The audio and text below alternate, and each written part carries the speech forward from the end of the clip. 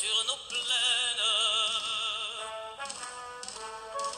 Amis, entends-tu ces cris sourds du pays qu'on enchaîne? Ohé, partisans, ouvriers et paysans, c'est l'alarme. Ce soir, l'ennemi connaîtra le prix du sang et des larmes.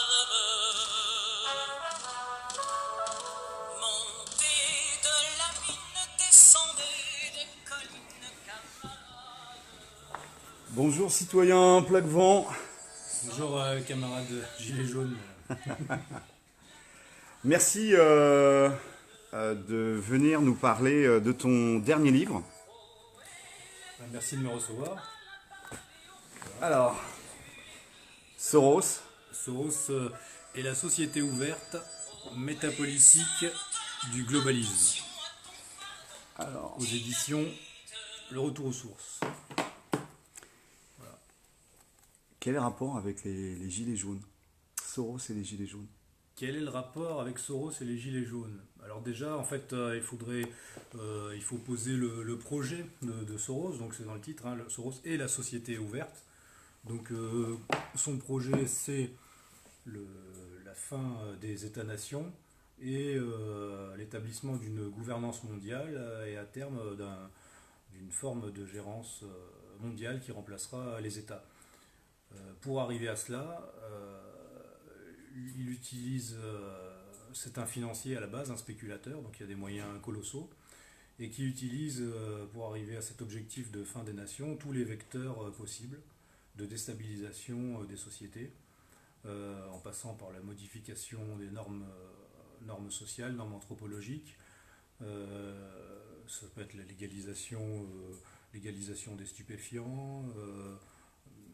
Ça peut être aussi d'autres vecteurs comme l'immigration de masse, favoriser l'immigration de masse, les déplacements de population forcés depuis l'Afrique, les pays déstabilisés qui ensuite génèrent des flux migratoires qui vont être réutilisés pour déstabiliser les sociétés d'accueil et favoriser une main-d'œuvre concurrentielle à bon marché. Le dumping social. Le dumping social, voilà. Donc c'est tout un ensemble de facteurs qui fait que, voilà, et surtout l'utilisation d'ordinaire, on constate que les réseaux Soros soutiennent les insurgés face à des gouvernements jugés autoritaires. Alors les réseaux Soros, c'est Soros, donc c'est l'oligarque, c'est le grand patron. Voilà, George Soros, qui a donc tout un réseau de fondations qui s'appelle l'Open Society Foundations, les fondations pour une société ouverte. Réseau d'ONG, vaste réseau d'ONG qui, pour l'année 2018, disposait d'1 milliard de dollars de budget et qui, depuis sa fondation, a reçu dans les 14 milliards de dollars.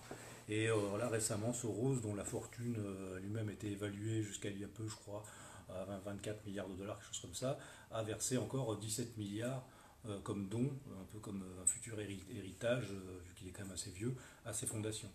Voilà, donc c'est quand même un projet, donc c'est ce qui le fait s'appeler lui-même un homme d'État sans État. Il a une influence, il est du coup écouté auprès des plus hautes instances de gouvernance, hein, que ce soit l'Union européenne, que ce soit l'ONU, que ce soit évidemment les États. Il arrive à pénétrer toutes les institutions classiques et il est favorisé.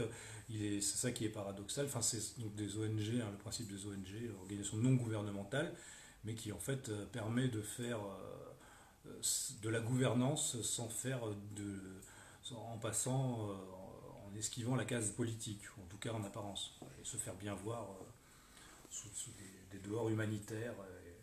Effectivement, les ONG généralement, ça a plutôt une bonne image. C'est des gens qui vont dans des pays, ou même chez nous, qui vont aider les plus démunis, etc. On les voit aussi faire des souscriptions dans la rue. C'est ça. Et c'est plutôt des braves gens.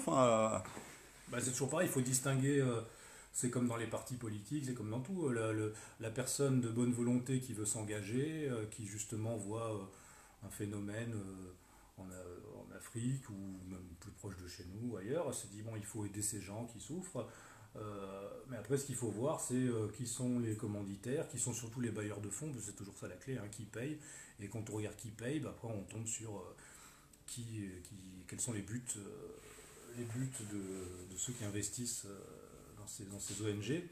Si on regarde par exemple sur la guerre en Syrie, on a une ONG sœur, on va dire, de l'Open Society de George Soros, qui est Human Rights Watch, qui était présidé aussi par l'ancien président de l'Open Society, donc hein, c'est vraiment connecté, qui était l'association qui documentait le plus tout ce qui est crimes de guerre imputés au gouvernement de la République arabe syrienne et de Bachar al-Assad.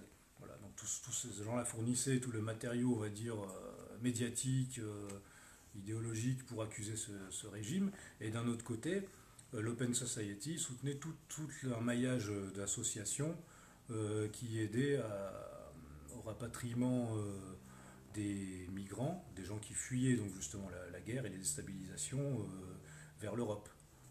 Donc on a, on va dire, une chaîne de causalité et de conséquences. Voilà, ils interviennent à tous les niveaux des problématiques géopolitiques, de la source jusqu'à... Et George Soros, sur cette thématique-là, a par exemple proposé, peu avant que Angela Merkel propose son plan d'accueil de près d'1 million de migrants en fin 2015, je crois, George Soros avait proposé lui-même un plan en 6 points qui établissait ce qui devait être fait par l'Union européenne pour accueillir les centaines de milliers, puis le million de personnes qui fuyaient la guerre en Syrie. Et on a vu Merkel, peu après, reprendre point par point ce plan. Et c'est logique parce que en fait, ce plan a aussi été diffusé par un think tank proche de George Soros qui est l'European Council of Foreign Relations, qui est la version, donc le CFR, version européenne du fameux CFR qui avait été créé dans les années 20 aux États-Unis pour favoriser la politique internationale américaine. Mais juste pour te demander une petite... ok, Soros veut quoi en fait? Il veut quoi de... Je peux revenir sur une chose qu'il a dit. Tu as dit pourquoi les gilets jaunes, tu as dit ça? Bah, quel rapport avec les... Le rapport avec les gilets jaunes, c'est que donc, par exemple dans des pays comme en Ukraine, on a eu la révolution de l'Euromaïdan. Donc une partie de la population, principalement de l'ouest de l'Ukraine et de Kiev, qui s'est soulevée contre le gouvernement de l'époque, jugé trop proche de la Russie. Et donc ces gens-là ont été appuyés de l'étranger par toutes les oligarchies occidentales et par Soros qui faisait un travail de terrain depuis des années au sein de sa fondation locale qui est l'International Renaissance Foundation. Voilà. Donc ces réseaux-là appuient les contestataires en Ukraine. Ils appuient soi-disant les rebelles syriens. Ils ont appuyé les gens qui se soulevaient contre Kadhafi. Ils ont appuyé les printemps arabes. Les printemps arabes ont vraiment été préparés par les ONG de Soros, notamment certaines personnes qui avaient déjà travaillé, qui sont des Serbes, qui avaient travaillé à la destruction de la Yougoslavie, ont ensuite monté des fondations pour accompagner pour la formation des militants des printemps arabes et ailleurs dans le monde. Selon les principes de la révolution, on va dire, qui est théorisée comme révolution non violente de Jane Sharp. Ça, c'est encore... Mais pour dire, donc ces réseaux soutiennent toutes sortes d'insurgés partout. Mais en France, depuis 6 mois, enfin quelque chose d'unique dans l'histoire de France, 6 mois d'insurrection permanente, là, aucune prise de position officielle, aucun soutien, alors qu'on pourrait dire, on a appelé la méthodologie de Soros dans le soutien aux révolutions, les révolutions de couleur. Parce que, par exemple, en Ukraine, dans le début des années 2000, les ONG proches de Soros fournissaient aux manifestants tout le package. Avec, là, c'était la révolution orange, avec toutes les couleurs orange et tout. Nous sommes dotés nous-mêmes de notre gilet jaune, qui nous avait été un peu imposé comme à des enfants, il faut l'avoir chacun dans sa voiture et tout. Donc on a utilisé cette arme-là. Ensuite, c'est la première auto-révolution de couleur. on aurait pu attendre au bout d'un moment un soutien de ces réseaux qui sont pour la société ouverte, qui sont pour, soi-disant, plus de démocratie et pour la défense des droits de l'homme. Face à un régime qui mutile les gens, qui les éborgne et tout, et là, aucun soutien, alors que ces mêmes gens, on a vu BHL, voilà, exemple typique, les BHL qui est allé sur l'Euromaïdan. L'Euromaïdan, c'était comme une... En Ukraine ? En Ukraine, voilà, vraiment à Kiev. C'est comme si nous, on occupait, je sais pas, une place, la Bastille ou autre, qu'on installait une grande scène, comme une scène de concert, et des intervenants de l'étranger viendraient et ils parleraient comme ça, et on aurait donc BHL qui viendrait nous soutenir. Oui, vous les gilets jaunes, voilà, vous soulevez, c'est magnifique. Ben là, c'est ce qu'ils ont eu en Ukraine. Donc des gens comme BHL qui venaient s'adresser à des gens, sauf qu'en Ukraine, dans la révolution de l'Euromaïdan, les troupes de choc qui ont été sur le terrain, c'était des nationalistes, et même des gens clairement néo-nazis. Il y avait même des nazis. Hein. Des néo-nazis, il y avait des signes, Bandera, des choses alors comme là, ça. Ils reprennent des signes de la Seconde Guerre mondiale, c'est la rune du Loup qui avait même certaines brigades de SS. Et tout. Donc ils y sont cachés. Et Soros lui-même a même dit, quand ça lui a été adressé ce reproche, il y a un document vidéo comme ça, une interview américaine, où on lui dit mais quand même en Ukraine, il y a de l'antisémitisme, vous-même en tant que juif, ça vous gêne pas? Et il a dit là-bas, c'est finalement ça fait partie presque de leur culture, quoi. Donc c'est-à-dire que au nom des intérêts géopolitiques et géostratégiques qui sont les leurs, comme BHL, qui en France nous bassine constamment, les gilets jaunes seraient antisémites, les gilets jaunes ceci, là-bas il peut aller s'adresser à des soutenir des néo-nazis. Des néo-nazis qui ont fait, qui sont dans une démarche d'épuration ethnique auprès des populations russophones de l'Est de l'Ukraine. Donc des gens qui voulaient récupérer le territoire du Donbass riche en ressources énergétiques et éliminer la population ou la remplacer. L'ancien président Poroshenko ayant même qualifié cette partie de l'Ukraine de poubelle génétique. Donc on est quand même dans quelque chose où ces gens-là, d'une certaine manière, en Occident, c'est les LGBT, c'est voilà, donc la société ouverte au niveau anthropologique aussi, c'est-à-dire toutes les frontières doivent s'effondrer, pas juste les frontières physiques, il y a aussi les frontières anthropologiques, sociétales, familiales, tout doit être arasé, mais pour défendre cet ensemble mou, si on veut, sur la périphérie, face à la Russie, face aux autres puissances, là il faut du dur. Donc là, on peut réactiver les néo-nazis. On peut en Syrie soutenir les islamistes, c'est-à-dire l'État islamique. Donc Soros finalement a un double langage. Il soutient en Syrie et en Ukraine des extrémistes, voilà, soit des néo-nazis, soit des djihadistes. Et par contre, en France, il va soutenir plutôt les LGBT, les femmes. C'est ça ? Clairement, oui. D'accord. Mais apparemment, c'est incompatible, en fait. Alors, c'est incompatible à première vue, sauf que l'agenda, c'est d'une certaine manière utiliser les extrêmes, de toutes sortes, en fait. Hein. Et donc, à un moment donné, un extrême qui peut être le néonazisme ou qui peut être l'islamisme peut servir un temps, parce que de toute façon, les gens qui sont aveuglés par leur idéologie, néo-nazis, islamistes, même extrême gauche, ce sont des gens qui, en fait, ont des œillères. Enfin, ils ont, à un moment donné, ils n'analysent pas les choses... c'est sectaire, de toute façon. C'est sectaire, voilà. Donc, du moment que c'est sectaire, c'est parfait pour... On te montre un ennemi, et puis tu fonces dessus, et d'une certaine manière, c'est bénéfique pour leur projet à eux, parce qu'eux, on l'a vu d'ensemble. Hein, donc, alors, tu nous as dit BHL. BHL, c'est le relais de Soros en France ? Alors, je ne sais pas si on peut dire que c'est le relais de Soros, mais il est sorosien dans le projet, quoi, dans l'esprit. Hein. Lui, à la différence que peut-être qu'un BHL, moi je dirais que l'équivalent francophone, français, ça serait plutôt un Attali. Attali est plus proche d'un Soros, même dans la méthodologie, dans son idée de finance, de tenir les populations par le crédit, et puis même il est lié au réseau Soros, et il ne se cache pas d'admirer Soros, il a même écrit des pages sur Soros comme un exemple, et vraiment le projet attalien, c'est le même, hein. Enfin, c'est la société ouverte en fait. La seule différence qu'il y aurait, c'est que Soros semble, contrairement un petit peu à ces mondialistes, un petit peu comme type Attali ou BHL, moins porté à la défense d'Israël. Il y a même une sorte de clivage. En tout cas, est-ce que c'est un clivage sur le fond ou plus sur la forme, mais avec donc le projet, on pourrait dire, de Netanyahou, de la droite israélienne. Le Netanyahou lui-même a qualifié, enfin un de ses conseillers plutôt, a qualifié Soros d'ennemi systémique d'Israël. Voilà. D'accord. Parce qu'à ce moment-là, enfin c'est bon, l'oligarchie n'est pas monolithique, hein, il y a des affrontements de vision. Il y a une aile plutôt de droite qui est pour un passage en force. Les néoconservateurs, c'est le clivage néoconservateur et puis gauche globaliste, c'est un peu ça. Mais Soros, il a commencé à la London School of Business, c'est ça? Of Economics, oui. Il est passé par là. En fait, la London School of Economics, c'est intéressant de se pencher là-dessus parce qu'on voit que c'est la pouponnière à élite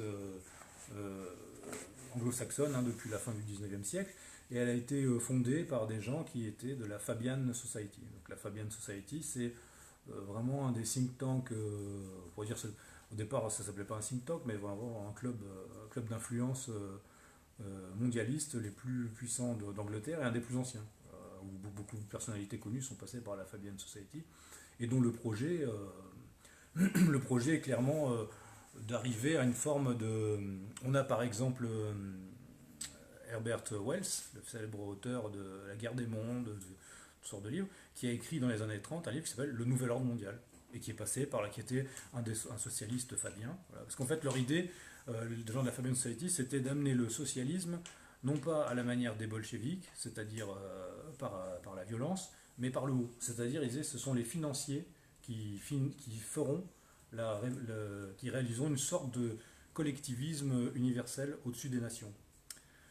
Donc leur projet, ça rejoint le projet de société ouverte, c'est de dissoudre les États-nations, et même les socialismes nationaux, les gènes, ils veulent un socialisme mondial. En fait, quelqu'un comme Soros va être libéral d'une certaine manière au niveau national, il veut dissoudre les protections au niveau national, mais pour arriver à reconfigurer une sorte d'État mondial qui là gérerait l'ensemble des populations et des ressources au niveau planétaire. De façon un peu socialiste, en fait, cet État. En fait, de façon sociale. En fait, c'est ce que dit aussi Attali quand il dit que finalement le capitalisme presque amène plus les promesses du socialisme que le socialisme réel. En fait, s'est passé une étape clé, c'est la révolution bolchevique.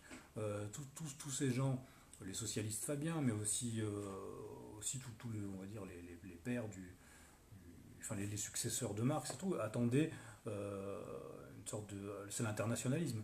Quand il y a eu la révolution bolchevique, là ça s'est fracassé sur le réel, et ils ont eu avec le stalinisme un retour à tout ce qu'ils voulaient abolir, c'est-à-dire encore plus d'autoritarisme, encore plus d'État, culte de la personnalité, impérialisme.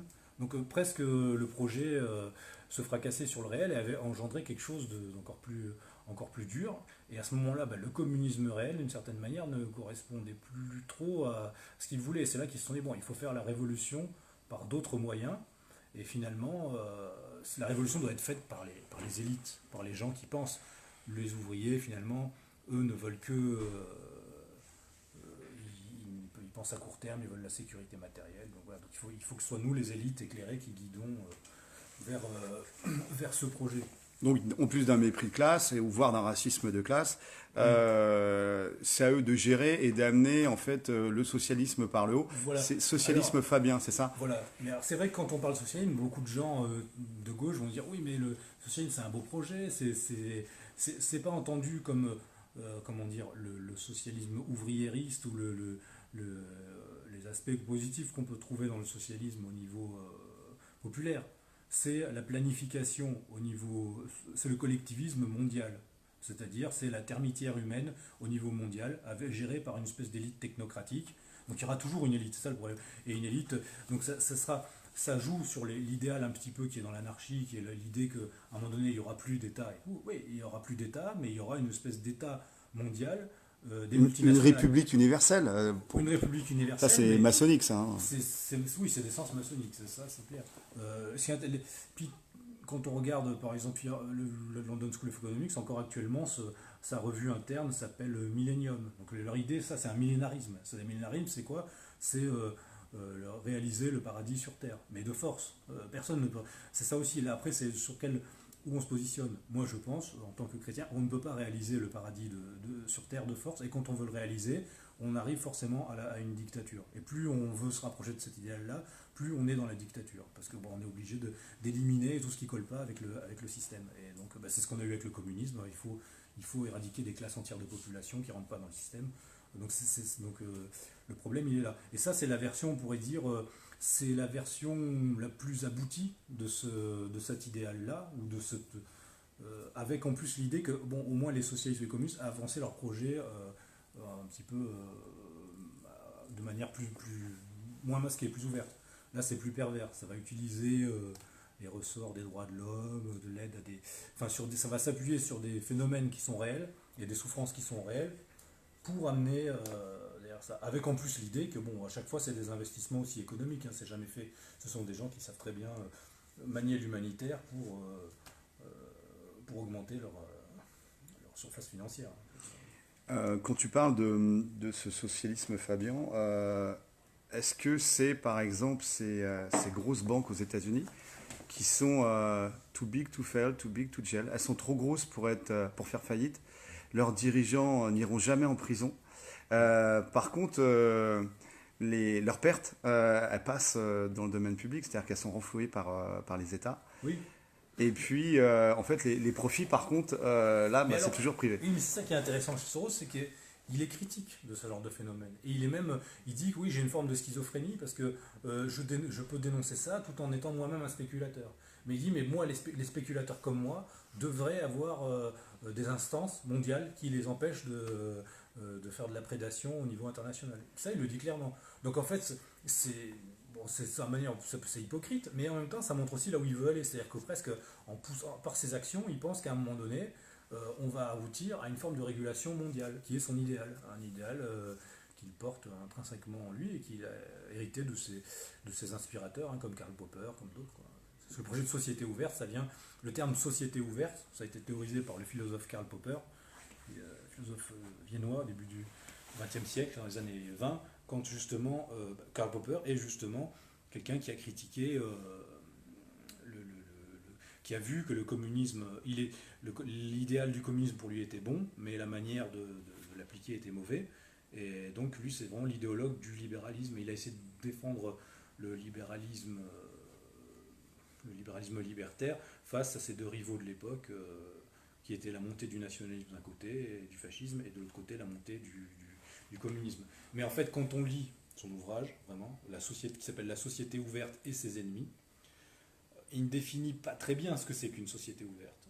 Parce qu'en fait, il définit surtout ce que sont les ennemis de la société ouverte. Et en fait, lui, il remonte depuis l'Antiquité, même depuis tous les penseurs, depuis Platon, même les présocratiques, jusqu'à nos jours, et il trace tout un fil. Et en fait, c'est presque toute la civilisation occidentale qui pose problème à ces gens-là. En fait. C'est tout ce qui est un héritage historique, une conscience historique trop affirmée, qui est un frein à l'autonomie radicale de l'individu. C'est ça le but. Pour consommer plus.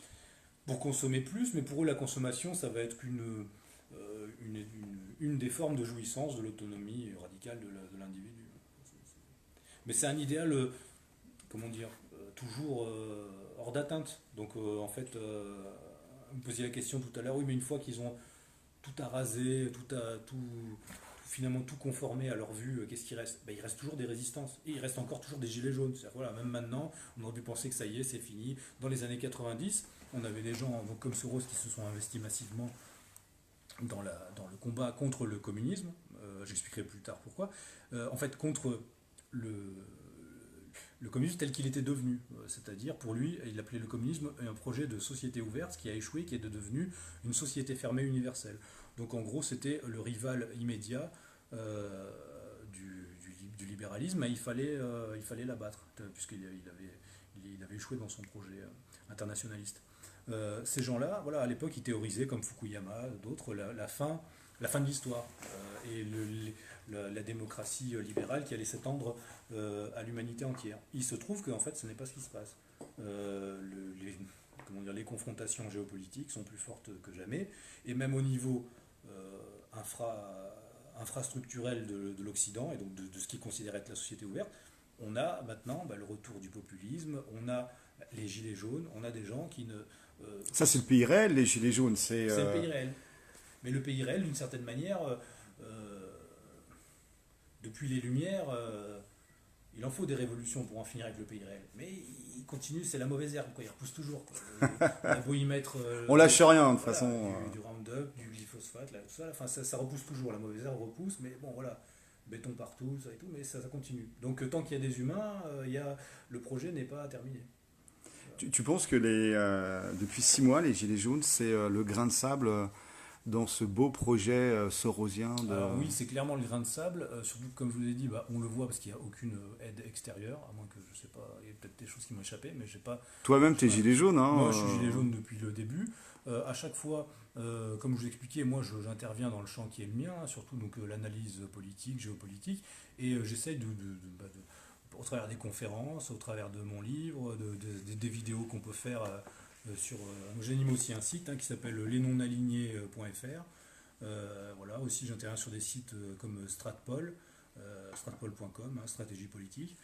Voilà, donc j'essaye d'amener des éléments pour aider les camarades gilets jaunes. Et par exemple, par les conférences, depuis 6 mois, à chaque fois j'ai fait des conférences. Et par exemple, je faisais un week-end de conférences, j'allais faire la conférence le vendredi ou le dimanche, et le samedi j'allais aux gilets jaunes. Donc j'ai pu voir en plus ces différentes réalités des gilets jaunes aux 4 coins de France. Et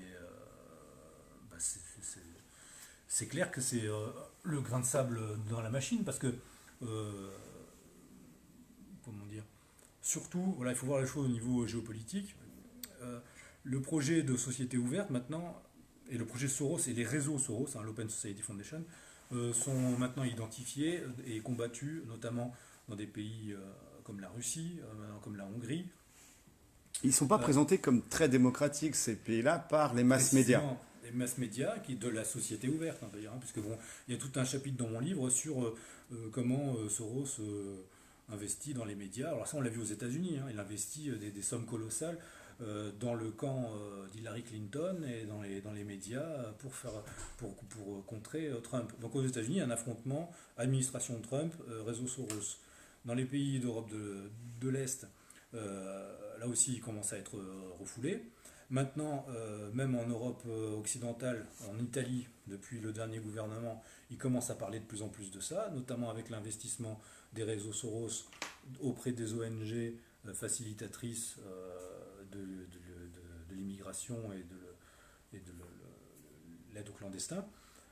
Donc ces questions deviennent de plus en plus prégnantes. Alors et on est face à une crise qui devient de plus en plus grande pour ce projet-là. Et la base de repli vraiment du projet de société ouverte, c'est l'Union européenne et c'est précisément le couple franco-allemand. Et on pourrait dire l'axe Macron-Merkel.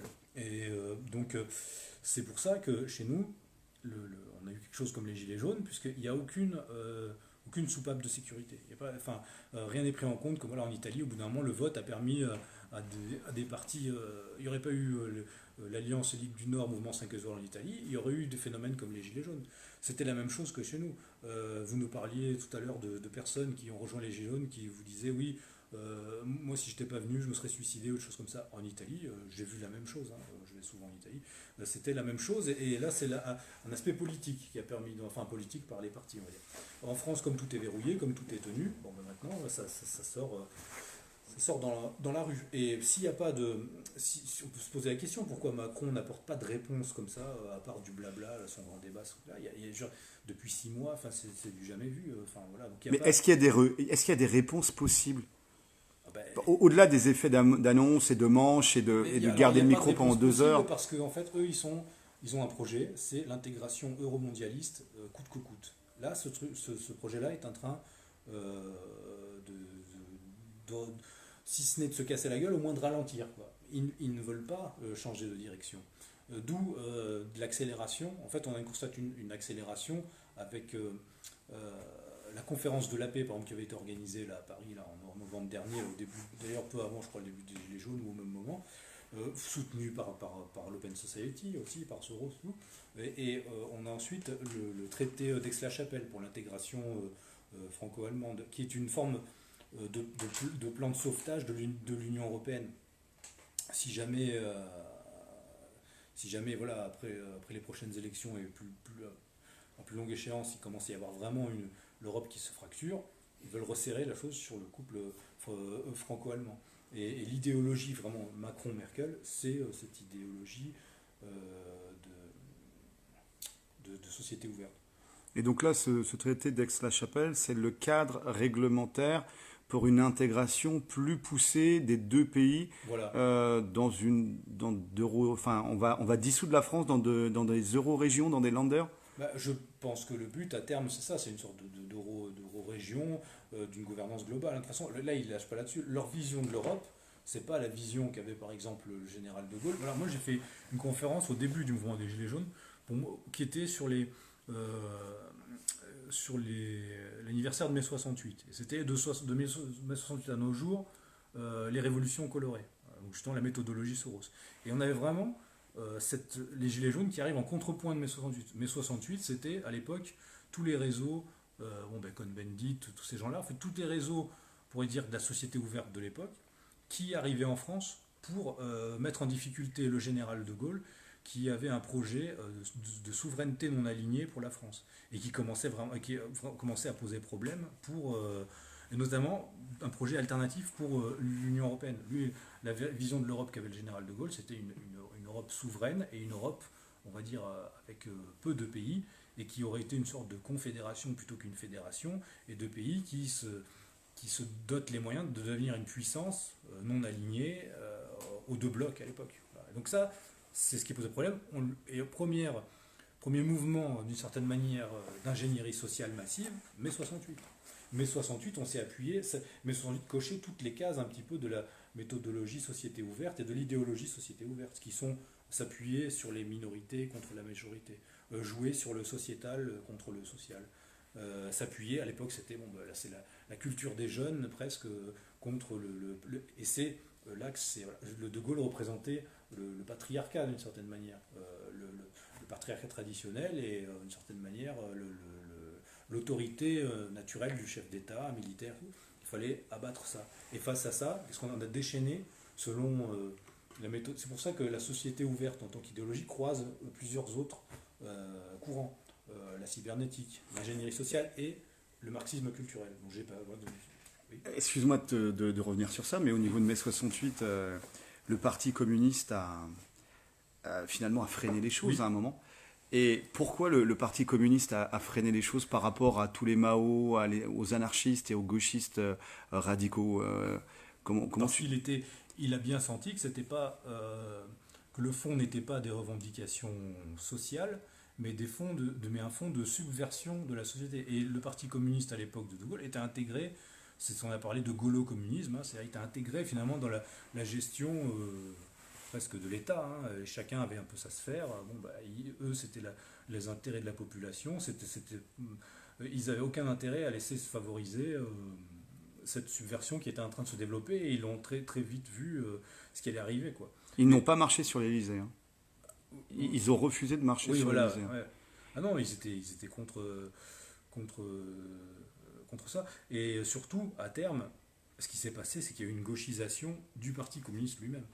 Le Parti communiste qui était vraiment, on pourrait dire, patriote, qui en plus avait réussi à construire sa mémoire historique, même si on regarde dans la réalité, c'est plus complexe, mais sur l'histoire de la résistance, sur le parti des, je sais plus, 75 000 fusillés, je sais pas quoi, enfin, avait donc cette légitimité de patriotisme. Je me rappelle, il y avait un journal là où j'habitais, dans la région où je suis originaire, de Nice, qui s'appelait Le Patriote, et c'est un journal communiste. Au fur et à mesure, cet aspect souverainiste, patriotique, a été éjecté de l'extrême gauche, si on veut, et remplacé par le gauchisme sans frontiériste, qui est totalement qui converge avec l'internationalisme libéral, c'est ça le paradoxe. Le paradoxe à première vue. Et finalement, en fait, ce sont les trotskistes. De toute façon, il y a toujours cet affrontement-là. Il faut voir aussi qu'à l'époque, il y avait encore l'URSS. Et bon, l'URSS s'est construite en écartant violemment le risque de trotskisme. Donc, et en favorisant ce que Staline appelait le socialisme dans un seul pays. Et la construction progressive du socialisme en s'appuyant pays par pays. Donc, les trotskistes voulaient, dès le départ, de toute façon, c'est toujours la même chose. On a l'irruption dans l'histoire à chaque fois. On le voit depuis la Révolution française et avant. la subversion arrive dès le départ, elle veut abattre elle veut avancer son projet très, très rapidement, abattre les frontières. On voit la Révolution française, c'était on change les noms des mois, on déchristianise très rapidement la société, et après ils sont obligés de revenir là-dessus, parce que en fait la population ne veut pas de ce projet-là. La population, ce qu'elle veut, c'est l'amélioration de ses conditions de vie. Elle ne veut pas changer de culture, en fait. Et le fond, le fond du projet de société ouverte, sous ses différentes formes, comme le projet de fond du marxisme culturel, c'est le changement de culture. C'est une guerre culturelle, mais qui emploie tous les vecteurs possibles. Dans le but de créer une humanité unique. Une humanité unique, non, qui aurait perdu ses qualités. Mais quel est l'intérêt pour des oligarques d'avoir une unité au niveau de la population c'est-à-dire qu'on est riche de nos différences. Tu vois, une culture irlandaise et une culture anglaise, c'est pas la même chose. Les Irlandais, comment ils ont pu résister à l'impérialisme anglo-saxon, en s'appuyant sur leur spécificité culturelle et sur leur mémoire culturelle et sur leur mémoire, même j'ai envie de dire, identitaire. C'est ça la cible. Si on coupe ça, si on coupe un peuple de ses racines, il a plus de raison de se battre. Là, tu penses à Notre-Dame Oui, enfin. Parce que ça fait partie de nos racines, Notre-Dame. Oui, là, c'est encore. Là, on va partir sur autre chose. Mais oui, clairement, bon, Notre-Dame, c'est un peu. Oui, Soit c'est les incompétents qui n'arrivent pas à gérer notre patrimoine, ou soit il y a quelque chose d'autre derrière, c'est criminel. Là, il y a différentes options, mais dans tous les cas, c'est gravissime, et on s'attaque à nos racines. Bah, si tu veux qu'on parle de Notre-Dame, moi, je viens de réaliser un dossier avec quelqu'un, je crois que vous l'avez déjà interviewé, non avec Youssef Indy, ouais. Voilà, sur Notre-Dame. Et en deux parties. La première partie, on a parlé des étrangetés de la version officielle, comme souvent en la matière, et puis aussi du projet projets immobiliers autour de l'île de la Cité, qui sont des projets qui sont en route depuis 2015, depuis François Hollande, et qui en fait là peuvent du coup être reproposés maintenant que le bâtiment est à refaire. Le projet qui vise avec des choses un peu délirantes, comme faire une grande dalle en verre devant Notre-Dame. En fait, ils sont embêtés parce que l'île de la Cité, il y a beaucoup de gens qui passent, mais finalement peu de gens qui vont s'installer sur place, qui vont faire du shopping, et puis être dans des hôtels. Il y a très peu d'habitations pour loger les gens. Donc en fait, c'est une espèce de hub touristique. Voilà. Donc le projet de faire Notre-Dame désacralisée avec des terrasses végétalisées, des gens qui font peut-être des skateparks, je sais pas, une flèche en carbone, voilà, enfin le Paris actuel, le Grand Paris avec la tour Triangle, ces choses-là, voilà, une espèce de ville post-historique. Et ça, c'est totalement le projet de société ouverte. Hein, c'est avec tous les trucs comme façon Anne Hidalgo, voilà, les plugs anal, ces choses-là dans les rues, et tout, voilà, des choses, le festivisme total. Donc société ouverte aussi au niveau des valeurs et de la morale. Totalement, oui, c'est ça. Oui. C'est pas seulement les frontières. C'est pas les frontières, c'est anthropologique. Il faut tout ouvrir. C'est-à-dire qu'il n'y a plus de frontières entre un homme et une femme, on peut changer de sexe, on revient. Là, vous êtes fermé, si vous gardez votre hétérosexualité, c'est que quelque part vous êtes conservateur, vous n'êtes pas assez ouvert. D'accord. Il faut s'ouvrir. Qui vous dit que je suis un homme déjà? C'est ça le truc. C'est ça. D'accord. Voilà. Là, vous êtes déjà plus. Lui, il est dans la société ouverte parce qu'il est dans le flux. Il n'est pas dans une fixité identitaire à dire je suis un homme. Non. Mais à part faire des paumés, des gens qui sont mal dans leur peau et finalement qui se retrouvent à se suicider, parce que les dernières statistiques en Californie sur les transsexuels et les gens qui changent de sexe, c'est 35 à 40% de tentatives de suicide. Donc c'est un mouroir, c'est mortifère comme projet. En tout cas pour la population qui le subit. Après, je ne sais pas si les oligarques, eux, sont dans les optiques... Est-ce qu'eux, ils sont totalement... J'ai l'impression qu'un Soros, par exemple, il ne va pas être... comment dire, la transsexualité, tout ça, c'est pas tellement... Enfin, je n'ai pas l'impression que ce soit son mode de vie. Parce qu'il y a des gens, par exemple des Pierre Berger, des gens comme ça, ils sont plus clairement dégénérés. Lui, il a l'air plutôt... il aime bien se choisir des femmes jeunes et tout, mais il n'est pas... je n'ai pas l'impression qu'il soit dans ces choses-là. Donc en fait, effectivement, c'est un bon moyen de transformer la population en... Déstabiliser, voilà. Faire du chaos, géré par le chaos, on peut dire. Gouverné par le chaos, comme dirait mon postfacier Lucien Cerise, qui a fait la postface du livre. Gouverné par le chaos. Ça. Gouverné par le chaos. Et donc là, Parce que regarde, dans le chaos peut émerger autant des LGBT, des gens paumés, qu'après aussi, par réaction, des néo-nazis, des gens qui vont vouloir rejoindre Daesh, toutes sortes de gens. Et chaque fois, ça peut être réutilisé, ça. donc c'est pas seulement des consommateurs, c'est pas seulement pour faire du business. Là, on a dépassé le business, c'est pour contrôler les gens et finalement le pouvoir. Bah, le premier aspect, c'est le business, mais derrière, les gens comme Soros, eux, ils savent où ils veulent aller, et c'est contrôler les gens et transformer la société selon leurs projets. Oui. Et faire une masse d'esclaves, hein, c'est aussi simple que ça. Hein, quand on n'est pas une oligarchie, d'une certaine manière, ils veulent remplacer. Il y a tout un mouvement dans l'histoire, si on regarde depuis les Lumières jusqu'à maintenant. Il a fallu se débarrasser des anciennes aristocraties en s'appuyant sur les problématiques qui étaient réelles. Et puis progressivement, non pas arriver, on aurait pu dire juste une espèce de démocratie universelle ou des thématiques comme ils sont chers à Étienne Chouard, à des gens comme ça. Non, il faut continuer. C'est-à-dire, après, il y a cette espèce de masse humaine amalgamée, atomisée comme ça. Et de là, une nouvelle élite peut gérer cette société. Des gens qui au départ ne sont pas une élite, des financiers, des gens qui sont juste des escrocs en fait. Hein. Ils font le jeu de bonneto au niveau mondial. Quoi. Bah, du Madoff, quoi. Voilà, ouais, c'est ça, des gens comme ça. Quelle est la qualité la plus-value pour le bien commun, en fait, de ça, Madoff. Même, quelle est la qualité de personnes comme ça dans la vie réelle, enfin, qu'est-ce qu'ils nous apportent, est-ce qu'ils ont apporté comme à l'humanité, est-ce que c'est des Mozart, est-ce que c'est des gens est-ce que c'est un bon médecin, un bon pâtissier non. Bon, bah non. Le mec, c'est un escroc. Voilà. Donc, pour gouverner une masse de gens qui sont, il faut, pour que des gens comme ça, qui sont finalement la partie la plus vile de la population, deviennent ceux qui commandent, il faut qu'ils avilisent tout le monde et qu'ils détruisent ce qui est en place. Ça peut paraître fou, c'est sûr que dit comme ça, on se dit oui, mais quand même, ils le font par étapes, par paliers. Alors nous, on vit dans un espace-temps, le temps historique et le temps, on pourrait dire personnel, c'est pas le même. Mais si tu regardes sur le long terme, progressivement, tout change autour de nous. Si on avait dit à nos grands-parents comment on vivrait aujourd'hui, je sais pas, le mariage pour tous, des choses comme ça, même pas. Et puis, oui, il y a 50 ans, ça serait très mal passé. Ça serait très mal passé, puis même ils auraient dit, mais c'est quoi, c'est l'asile psychiatrique. Et le plug anal, c'était quoi, Place Vendôme, voilà, là, le truc vert, là ouais. Tous ces genres de choses, c'est fait. Maintenant, ça passe, hein, sur les bobos parisiens, les mecs, ils trouvent ça crème, quoi. Ils font, ah non, c'est de l'art. C'est comme là, je suis passé à Notre-Dame tout à l'heure, ça a brûlé, mais bon, il y a des gens, ils sont là, tout cela. Le festivisme ambiant reprend, quoi. Il n'y a pas de transcendance, tout est là, on est des consommateurs, voilà. Et le consommateur, c'est quelqu'un qui est toujours à la lisière de la dépression, en fait. Hein. Donc c'est bien ça aussi pour tenir la population. Si on lui enlève, il n'a pas d'horizon, donc on lui enlève les 2-3 choses qui lui permettent de tenir, il sombre. Il prend des cachetons ou il picole. Et à la fin, comme on le disait tout à l'heure, euthanasie. C'est pour ça que Soros s'est investi. Les Soros sont investis massivement dans la thématique de la légalisation de l'euthanasie. Mais c'est toujours présenté de manière habile. Ils vont parler de la fin de vie difficile. Et effectivement, puisque la fin de vie, de toute façon, c'est toujours difficile. Mais les gens qui vont avoir du mal, alors ils font exprès de confondre les choses, l'acharnement thérapeutique et l'euthanasie volontaire. Ils mettent tout dans la même.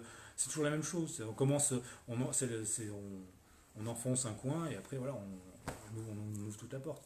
Il voudrait se débarrasser des moins productifs. C'est ça à terme. Hein, ouais. Mais alors, Soros est quand même très vieux, maintenant il est né en 1930. Lui, l'euthanasie, pour l'instant, il n'y pense pas. C'est comme Attali, en fait, c'est voilà. pas pour lui, quoi. Voilà, c'est pour lui, il est productif, hein, il a un projet pour la planète, hein, donc c'est nous qui sommes improductifs.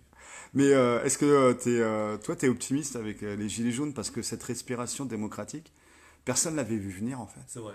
On le disait tous, enfin, tu sais, dans les dîners de famille et tout, à un moment, ça va péter, ça va péter. Et ça faisait des années que ça se disait, enfin, on en faisait une joke, quoi, une blague, et puis après, ça pétait. Alors, il y avait des raisons objectives, on peut dire, hein, de penser qu'il allait se passer quelque chose, mais je commençais à douter quand même, hein, de la capacité de résilience de la population française. Je me disais, là, on accepte un peu tout, là, quand même. Et en fait, Macron, c'est vraiment, il a commis des fautes stratégiques, qui sont, comment dire, si on veut se faire craindre, enfin si on veut faire passer des choses en force, il faut au moins mettre la forme et au moins respecter l'image et la population. Là, il a tout fait. Il est typique de sa génération, de gens qui croient qu'ils sont arrivés, qui ne peut pas s'empêcher. C'est un parvenu en fait. Voilà, donc il faut qu'il insulte les gens, et puis surtout, il faut qu'il montre au grand jour son projet, c'est-à-dire la profanation d'une certaine manière des symboles nationaux, la fête du 14 juillet avec les DJ homo, là, machin et tout. Enfin bon, c'est toutes ces choses-là.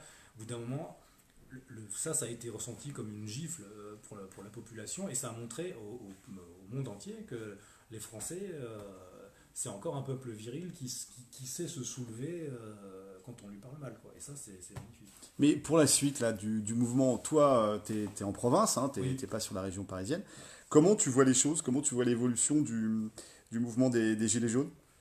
Bah, je pense, comme a dit justement, je crois que c'est avec vous, j'ai vu une interview de Lucien Cerise justement, qui disait qu'il faut que les Gilets jaunes s'installent dans la longue durée d'une certaine manière, qu'il soit un processus presque de révolution permanente en fait. Hein. Lente, ouais. Voilà, lente et permanente, mais je pense que c'est ça. Mais à terme, je pense même que il faut aller. Tout l'intérêt, au départ, c'est quelque chose d'instinctif, les gilets jaunes. Et puis c'est le moment où voilà, on touche à l'essentiel, enfin à la survie matérielle. Donc là, on se révolte. Après, il faut comprendre ce qu'il y a derrière. Il faut s'organiser à tous les niveaux.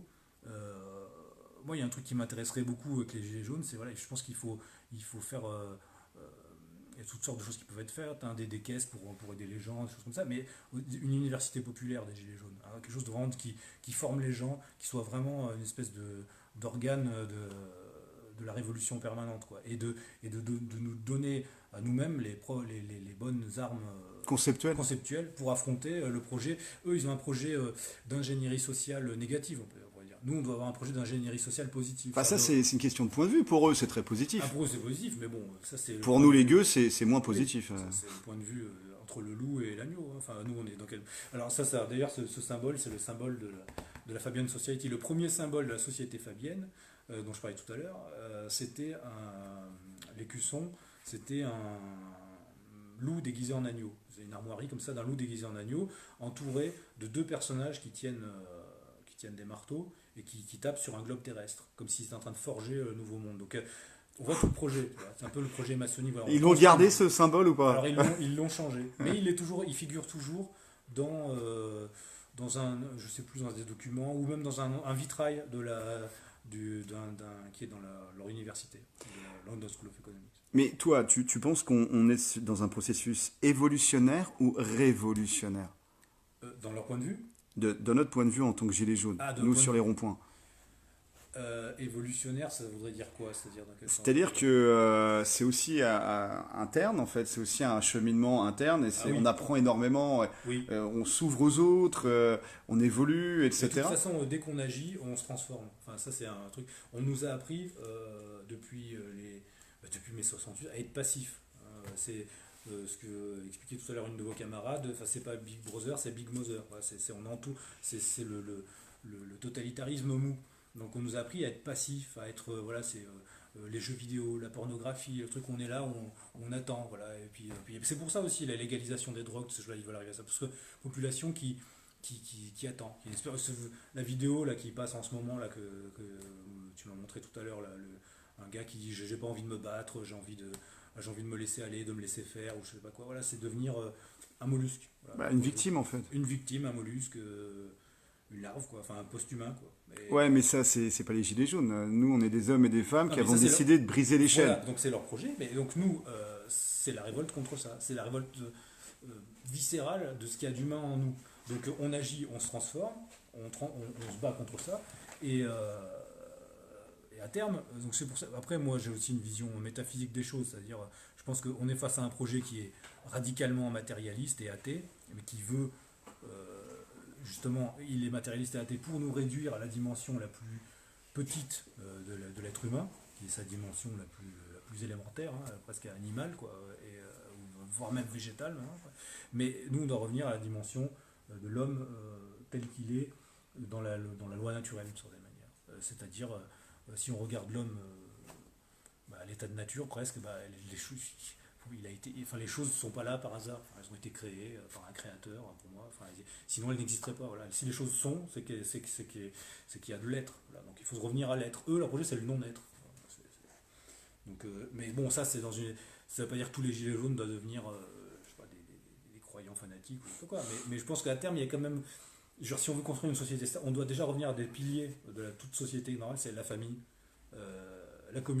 la, la primauté de la communauté sur l'égoïsme, sur l'individualisme, la convergence entre l'intérêt personnel et l'intérêt du groupe. Le bien collectif avant Voilà. le bien individuel. C'est ça, et le bien commun. On parle, en fait, qu'est-ce que c'est dans la République, ils aiment bien parler ou les maçons, ils aiment bien parler de l'intérêt général. Ah, c'est toujours des choses abstraites comme ça. L'intérêt général, non, le bien commun. C'est ce qui est, le bien qui est commun à la population et aux êtres humains qui forment une communauté nationale. Une communauté nationale, c'est une communauté de destin. C'est pas juste. On devrait même revenir à ça, mais bon, là, on est descendu tellement bas dans le matérialisme, et on parlait de Notre-Dame, mais ça vise à ça. Hein. Enfin, ça nous en arrachait ce qui est de plus beau et de plus noble dans notre histoire, mais c'est la communauté nationale, c'est aussi c'est les vivants, mais c'est aussi les ancêtres et ceux qui vont venir. Oui, il y a une chaîne en il y a une fait. chaîne Voilà. une continuité. Bah, on se bat pour nos enfants, pour l'avenir de nos enfants et Ouais. pour le respect de nos anciens aussi. Exactement. Donc il y a quand même une continuité. C'est ça. Et puis bon, bah, c'est notre tour de se battre. Oui, Voilà. C'est notre projet, on peut dire. c'est ça. Exactement. Bah oui, le son il est mauvais. Bah ouais, bah, je suis Ah oui, désolé. c'est vrai, Le micro, j'en ai pas. Donc Je me rapproche. voilà. Bon. Est-ce Bah qu'on oui, entend mieux là? le son est pourrave. Bah oui, les gars, il faut que je trouve un micro. Bon. Bah en tout cas, merci de cet échange. On va rappeler ton livre. C'est un bon pavé en plus. Hein. Oui, c'est. Combien de pages? Je crois 360 ou quelque chose comme ça. Mais en fait, je l'ai conçu comme un manuel. C'est-à-dire, dedans, il y a comment dire, des éléments qui peuvent être utilisés vraiment pour combattre et comprendre le projet. Mais il se lit facilement, hein, quand même. Enfin, c'est Aux complexe, éditions, Les éditions Le Retour aux Sources. Le Retour aux Sources. Et c'est grosso modo, le prix, il est à combien? C'est 25 euros. 25 euros. Donc voilà, un beau cadeau pour se l'offrir, ou offrir à des amis, et pour comprendre le projet, leur projet en fait. C'est leur projet, c'est pas notre projet, c'est Leur projet, et ben en tout cas connaître le projet de l'ennemi, et puis pour pouvoir s'y préparer et l'affronter. Voilà, merci encore, Bah, merci à vous. force et honneur, on ne lâche rien, On lâche chaque rien. seconde compte. Oui, et puis tous les samedis, où qu'on soit, il y a forcément un groupe de gilets jaunes à rejoindre. Moi, c'est ma politique. Je ne suis pas forcément localisé dans un endroit précis, je bouge beaucoup. Mais dès que je suis samedi quelque part, je rejoins mes camarades gilets jaunes. Force et honneur, ah ouh, montez des équipes bande de glands.